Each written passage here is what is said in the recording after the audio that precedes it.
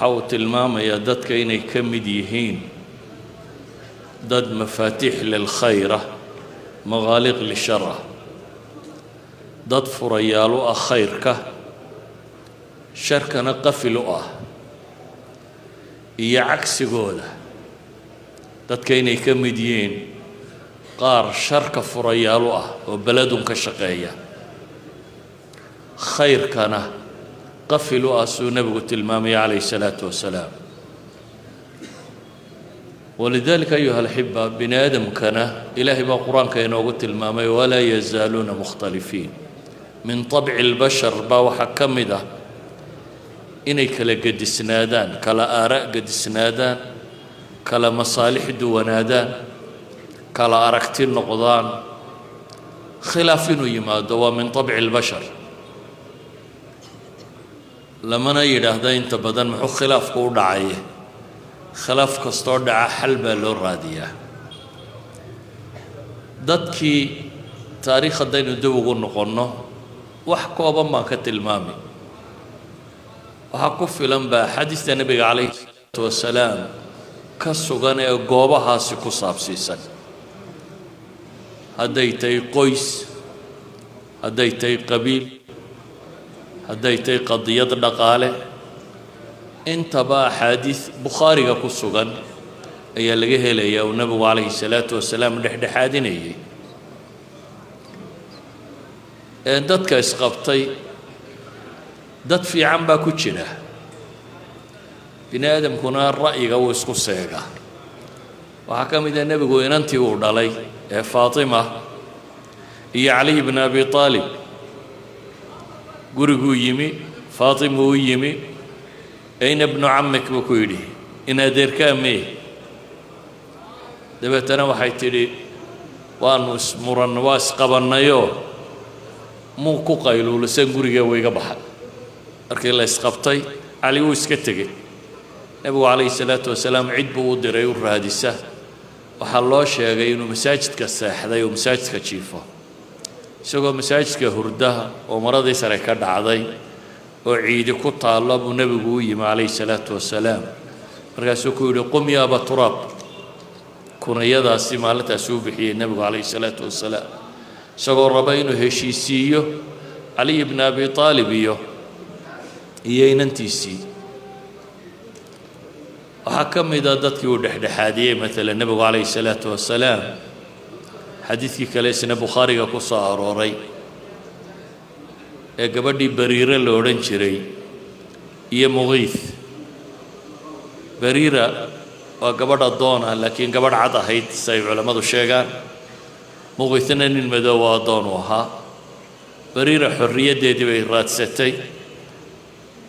مكاتب واحد نقطين أدوم بحسو حرية لصيو أدون بحسكي عايشة يدا باك عاوسي حرية دي بقادات لبدا قفة الدوما هادو مد حرية دقاطو حق بولي هي مركا إنو زواج كي هلكا كوكوين كرو هادو دورنا وسي ودي كرا بريرة waxay go'aansatay in iskaga tagto muqiif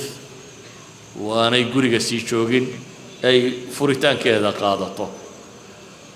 muqiifna aad buu jeclaa إلى حد لا يراهدو مقالة مدينو دحمري جري markuu arko isagoo dabagala oo la yiraahdo ilmada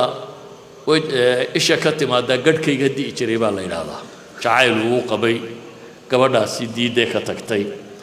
nabigu calayhi salaatu wasalaam Abbaas ibn Abdul Muttalib wuxuu ku yiri miyaad arkaynin sidan muqiit loo jeclaysiiyay gabadha tan iyo gabadha tan siday u nacab tahay ninka kale aanay u rabin dabeetana wuxuu nabigu isku dayay inuu shafaaco qaado oo bariira ku muslaxo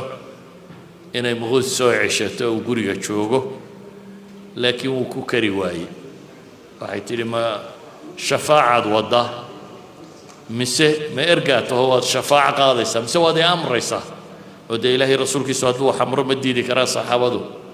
ma ya shaafic baanahu nabigu calayhi salaatu wasalaam ergaan ugu yimi dabeetana waxay tiri ninka ma rabo waxaan uga dan leenahay labada qisaba waa qoys isqabtay ama kala tagay oo nabigu isku dayay calayhi salaatu wasalaam inuu dhexdhexaadiyo waxaa kaloo sunnadiisa nabiga calayhi salaatu wasalaam ku soo arooray dad ishaya oo maal isku haya مثلا يا لبا قصة بخاري كي يلا دين وحكت المامنو الصحابي اللي ورنشري كعب بن مالك ابن أبي حدرد أي أسقطي كعب الدين كلها هانك كان دبتنا الدين تيبو بحنك رواي مساجد كي صوغ قالين مساجد كي قديسو مركا كو قبصدو يدور دين تيدي نصي كاكالنا مركا وروريتشيي وكو أذكيستي عدكودي وكر نغضي نبي عليه الصلاة والسلام قولكيسي كتشرة أيام مغلي دبتنا سجل في البيت يعني السترة دي قريقة داهي بسكا غبطي النبي عليه الصلاة والسلام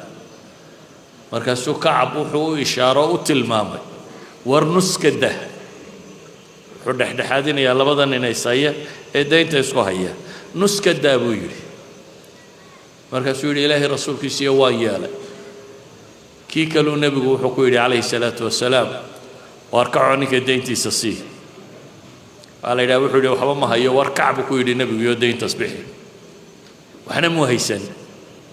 shuraax alxadiid waxay tilmaamaan wuu baxay suuqii buu tegey waxba ma hayo cumaamadii intuu furtuu gumtaday oo go'ii buu gaday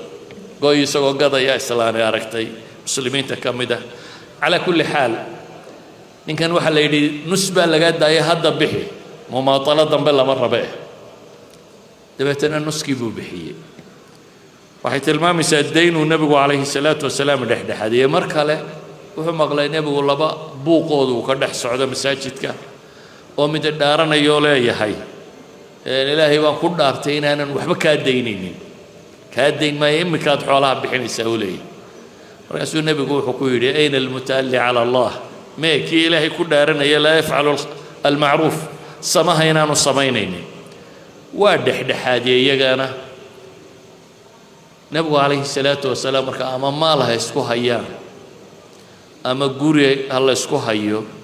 يسكو دايي ينودتك مسلمين تادح دحاديو وحكم إذا قبائل كيستيليي عهد النبي عليه الصلاة والسلام أيا رير قباء رير كم إذا بايستلي دبتنا دقحية وحبال اسكو طوري نبي قال الله صلى الله عليه الصلاة والسلام صحابة دي لتشوك تبر كم إذا وحولي وارنا كعية أنسو دحدحادين هي ويقول دحدحادين تبا وقتي وكل راضي صلاة دي بيقاردي بلال بابي بكر كويدي النبي وكاسو حبساني بلال ودتك أبي بكر ودتك توكي أنا قيمة صلاة دي والله قالي يعني واحد هذا جمعي وحنا النبي وكجا حبسامي عليه الصلاة والسلام وجوردن بيمي إنه دحدحاديو لبرر أو إسقطي وحكم إذا تاريخ وحيابه كورنته خلافة دي سلامي هيدا مرق وكدحدعي وحيد حمري علي بن أبي طالب يا معاوية ودور قرل اسكوديي أما علي يو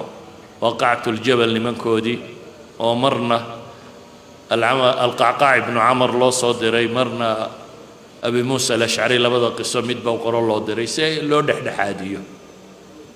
إلى حد يسوق داي مركي دنبه الحسن بن العلي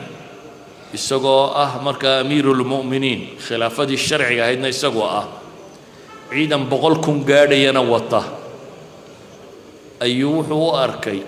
dadka muslimiinta in la mideeyaa inay ka muhiimsan tahay inuu kursigiisan ku dagaalamo isagu xaq u leeyahay gacantana ku hayo wuxuu doortay inuu ka tanaasulo madaxnimadiisii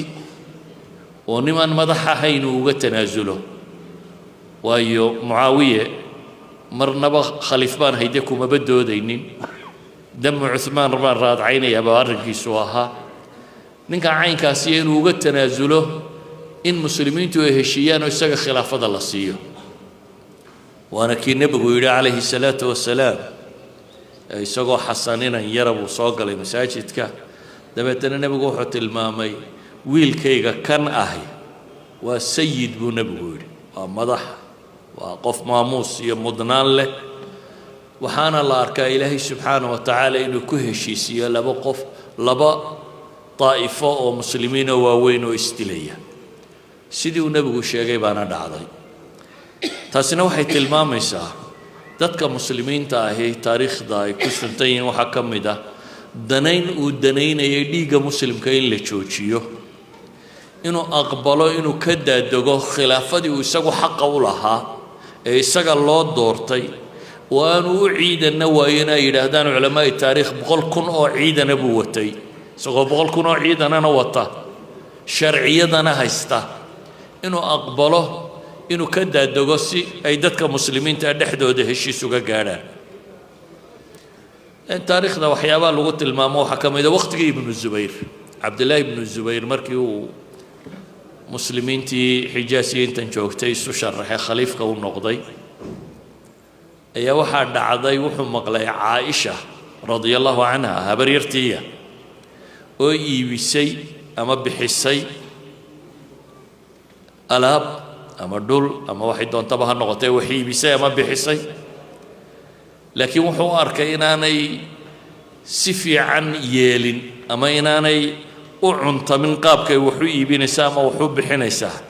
markaasuu wuxuu yidhi haddaanay ka joogsanin xajri baan ku samaynayaa buu yidhi caaishuu leey waan xajrinaya oo tasarufkeedaan xidhaya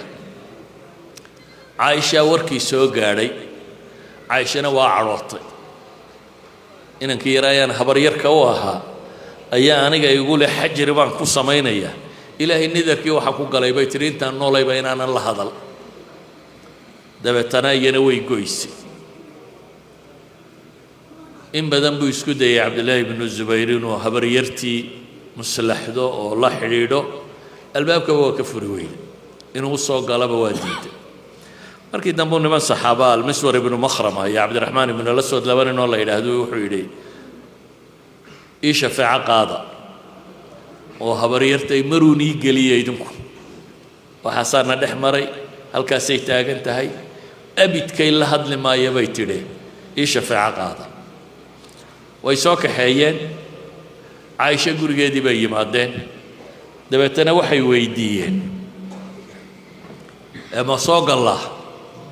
haabay ku tidhi kulligaiyo ma soo gallaa bay tidhi caaisha ma garanaysa inuu ibnu zubayrna la socdo haa kulligiin soo dhaafa bay ku tidhi markaa dabeetana dhammaantood baa soo galay iyagu markay halkan soo ka istaageen isagu xujradiiba uu galay waa ku dul ooyey calaa kulli xaal waa heshiiyeen in badan markay saadkaysay akhiiran waxay aqbashay nadarkeedii 40 qoorood inay xorayso oo ay heshiiskaasi gasho waxaan ku soo koobayaa maadaama culamo badani fadhido taariikhda muslimiinta sulxiyo tiro badan kuwa siyaasiya kuwa qaraabo ah kuwa qoys ah kuwa maala intaba way ka dhaceen sulxiguna waa dhaqanka dadka muslimiinta meel kastoo ay joogaanba khilaafkuna waa dee ibliis iyo acwaantiisu wixii ay ka shaqeeyaan ibliis ayuu nebigu ku tilmaamay inuu taxarush bayna almu'miniin uu taagan yahay ama qoysaska inuu kala diray inuu taagan yahay idan qof kastoo muslima waxa saaran fitanka jira laba miduun inuu islaax ka dhex raadiyo hadduu yahay dadkii warkooda la aqbalayay ama wax islaaxin karayay wa ilaa inuu ka ictizaalo daanu islaax samayn karaynin inuu ka ictizaalo ictizaalku waa maxay inaad af iyo maal iyo hadal iyo